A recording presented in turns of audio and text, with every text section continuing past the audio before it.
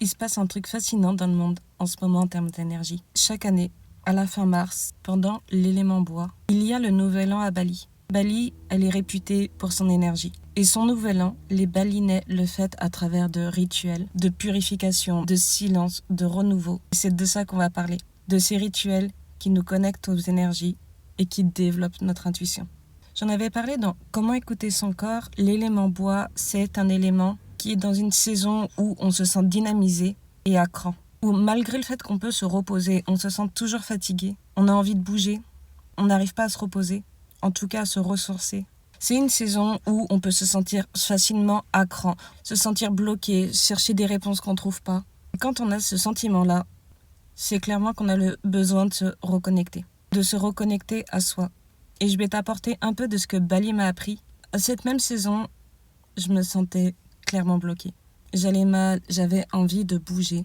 J'étais bloquée avec certaines responsabilités et je savais plus vraiment ce que je voulais, où je voulais aller, de quoi j'avais besoin. En tout cas, je savais que j'avais un besoin, c'était celui de prendre le large, qu'on me laisse tranquille, de partir très loin. Et j'ai pris mes billets pour Bali sans savoir que j'allais fêter le nouvel an là-bas. J'ai découvert que j'allais fêter ce nouvel an, j'ai commencé à me renseigner. J'ai vu qu'on n'avait pas le droit d'utiliser l'électricité, la journée du silence.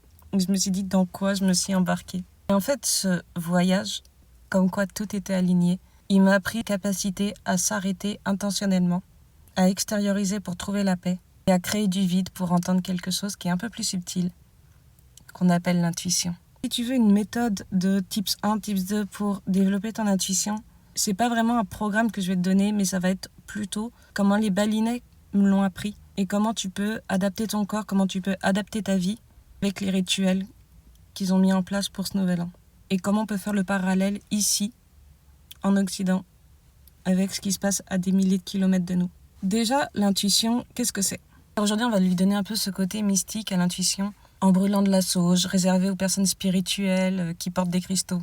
On va même dire « Oh, c'est un don, moi je suis née avec ça, j'ai de l'intuition ». C'est faux. Tout le monde a de l'intuition. Si un neuroscientifique pouvait parler, il dirait que l'intuition, c'est le système nerveux.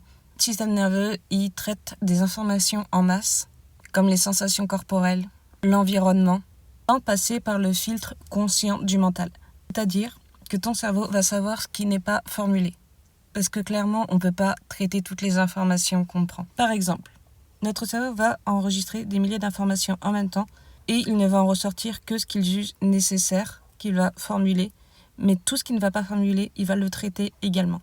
Tu pouvais mettre ça en image, le chant des oiseaux. Si tu marches, tu peux ne pas y faire attention, mais ton cerveau, lui, il va traiter l'information que si les oiseaux chantent, tu es en sécurité. Parce que les oiseaux vont arrêter de chanter s'ils voient un danger. Donc s'ils chantent, c'est qu'ils ne voient pas de danger. Donc s'ils ne voient pas de danger, c'est que toi également, tu es en sécurité. Et tu vas pas le matérialiser en te disant « je suis en sécurité ». En revanche, ton corps, lui, va l'enregistrer et il va analyser ça en silence pendant que tu avances. Une personne qui va te jalouser, même si ça va pas être dit ouvertement, ton corps, lui, va traiter l'information, analyser des micro-attitudes de sa part, où tu vas pouvoir ressentir si cette personne, tu peux lui faire confiance ou non. C'est ça l'intuition. En revanche, si tu te stimules constamment, si tu matérialises tout, tu vas plus l'entendre. Et du coup, on retourne à Bali. Car avant de fêter le nouvel an, il y a ce qu'on appelle la purification. Les Balinais de chaque village font une cérémonie où ils partent se purifier. Ils vont faire une procession, que ce soit vers la mer ou vers un lac. Et on appelle ça le melasti. C'est la remise à zéro. Le melasti, il a pour objectif de purifier, de renouveler le lien avec les habitants de son village en marchant pour la procession, de se préparer au nouvel an avec de la marche, avec de l'eau, avec du jeûne. En fait, c'est un peu ce qu'on pourrait dire un sas spirituel, pour passer d'une année à l'autre, d'une version à une autre.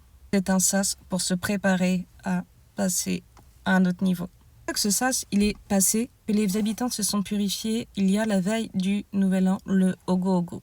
Le Ogo Ogo, c'est tous les jeunes de chaque village qui vont construire une sorte de gigantesque monstre géant qu'ils vont créer eux-mêmes avec des feuilles de bambou. Chaque village va confronter ces monstres et le soir, quand la nuit elle commence à tomber, t'as tout le monde qui commence à crier. Ils vont faire du bruit, tout le monde descend dans la rue, tout le monde tape dans les casseroles. C'était vraiment un sentiment incroyable que j'avais de liberté avec ce côté où dès qu'on rentrait dans un village, on entendait tout le monde heureux, content, mais qui criait, qui faisait du bruit. Et le soir où il y avait tous les jeunes qui faisaient défiler les monstres qu'ils avaient créés. Il y a de la fête, il y a de la danse, il y a de la musique, c'est bruyant et à la fin, on brûle le monstre. C'est la fin du Ogo-Ogo et on laisse place au Niepi. Le Niepi, c'est une journée de 24 heures de silence, de jeûne. On n'utilise pas l'électricité. Même l'aéroport de Bali, il va fermer. Tout ferme. Les magasins, pas de lumière, rien. Le silence et le retour à soi. Moi, j'étais là-bas, pas de stimulation, juste de quoi écrire et de quoi lire. En fait, cette journée de silence, pourquoi elle arrive après, c'est on a le Ogo-Ogo dans la culture balinaise qui appelle tous les démons de la terre en faisant du bruit. Et donc du coup, tous les démons du monde entendent le bruit de l'île et se disent ok, on y va.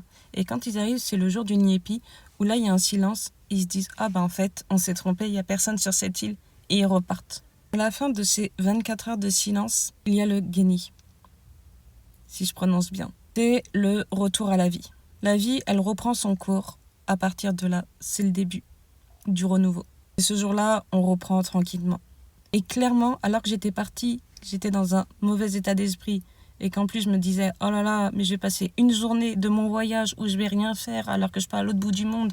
Faut que je rentabilise absolument. » J'avais toutes les réponses aux questions que je pouvais me poser et même aux questions auxquelles j'avais pas conscience.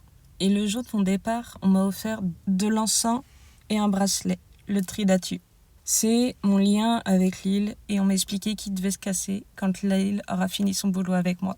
Et tant qu'il n'est pas cassé, il me protège. Qu'on y croit ou pas, ces pratiques avec Bali sont clairement faites pour s'aligner avec soi et retrouver son intuition. Déjà, le Melasti, c'est de purification. C'est-à-dire qu'avant de chercher des réponses, c'est se nettoyer. Se nettoyer, c'est aussi nettoyer l'intérieur de son corps. C'est éviter tout ce qui va être aliments transformés, éviter l'alcool, le gluten, éviter le fluor, le sucre. En fait, c'est des aliments qui vont nous déconnecter de l'intuition. Pourquoi ? C'est par exemple le taux de sucre. Ça crée des pics d'insuline, qui à son tour provoque un dérèglement métabolique. Ce qui est additif dans les aliments va provoquer des inflammations, qui donc vont inflammer l'intestin, qui lui-même régule tout ce qui est à l'intérieur du corps pour se reconnecter au cerveau. Et comme je disais, le cerveau, c'est lui qui traite toutes les informations. C'est notre système cérébral, en fait, notre intuition. Le fluor, lui, il a des doses qui sont neurotoxiques, qui vont endommager les cellules nerveuses. Et encore une fois, notre système cérébral. Après, quand on dit ça, ça peut faire beaucoup d'interdits. Moi, je dirais, ne le vois pas comme un interdit. Ne fais pas tout d'un coup, ne stoppe pas tout d'un coup si tu as plusieurs habitudes. Mais tu peux commencer par éviter certains éléments, les diminuer, remplacer. Bref, fais ce qui parle en toi et où tu ressens que ce que tu fais, c'est bon pour toi. La marche, elle fait aussi partie du Melasti. Donc si tu as cette possibilité de marcher dans la nature, c'est clairement quelque chose aussi qui va te nettoyer l'esprit. Le Melasti parle aussi des liens avec les personnes qui habitent dans son village. Là-dessus, tu peux faire le lien en te rapprochant des personnes qui te font du bien, en t'entourant des personnes qui t'apportent, à qui tu te sens lié. Et puis il y a la purification par l'eau. L'eau est connue pour énergétiquement purifier. Donc profiter de cette énergie en se baignant, que ce soit dans de la mer, dans un lac, en prenant une douche. Bref, tu prépares ton sas pour la suite. Ogo, si on en fait le lien, c'est la colère. La colère, ça fait déjà 2 fois que j'en parle beaucoup et comment l'exprimer et comment l'utiliser. Donc c'est le moment de travailler sur ce que tu dois extérioriser. Ça te permet de faire la distinction entre la peur et l'intuition, qui ne sont pas du tout la même chose. En tout cas, ne saute pas cette étape en te disant « c'est pas pour moi, j'ai pas besoin d'exprimer ma colère ». Car c'est justement ce qu'on a le moins envie de faire qu'on a le plus besoin de pratiquer. Moins tu as envie d'extérioriser, plus c'est exactement ce dont tu as besoin. Peu importe comment tu veux extérioriser, que ce soit avec de la danse, que ce soit en écrivant et en brûlant le papier, Bali, eux, ils donnent un physique à ça. Cette présence est matérialisée dans le vivant. Ils ne l'ignorent pas, ils se disent pas « oh, c'est pas grave ». Ils vont sortir les démons, ils vont faire du bruit, ils vont crier. Et clairement, c'est brillant, contrairement à ce qu'on a en Occident, où on couvre les tensions. On comprime, on intériorise et par-dessus, on met une couche. Et sur cette couche qu'on va calmer, en plus, on espère trouver la paix. Sauf que ça marche pas comme ça. Avant de trouver la paix et de trouver son calme intérieur, tu as le droit de faire du bruit et d'extérioriser ce qui déborde. De faire ton ogo-ogo. Et après ça, tu peux aller sur ton Niepi. Parce que si la croyance à Bali, c'est de crier toute la nuit pour appeler les démons, et quand ils arrivent, ils trouvent une île silencieuse, ils pensent qu'elle est vide et ils s'en vont, La métaphore, elle se refait avec nos pensées.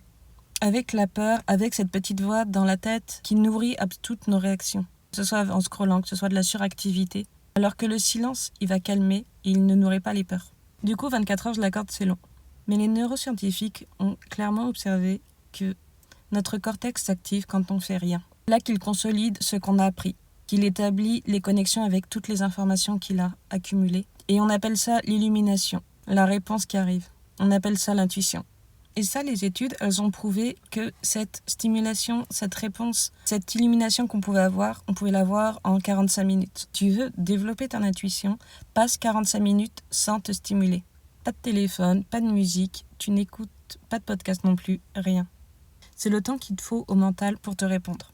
Les 15 premières minutes que tu vas passer en ne faisant rien, elles vont être inconfortables, surtout si tu es toujours dans l'activité. Ton mental va forcément vouloir être occupé. Tu vas avoir à ce moment-là toutes les pensées intrusives possibles. Donc laisse ton esprit vagabonder parce que nos neurones, elles n'aiment pas rester sans rien faire. Ce qui va fluctuer, ça va être tes pensées, tes tâches auxquelles tu dois agir.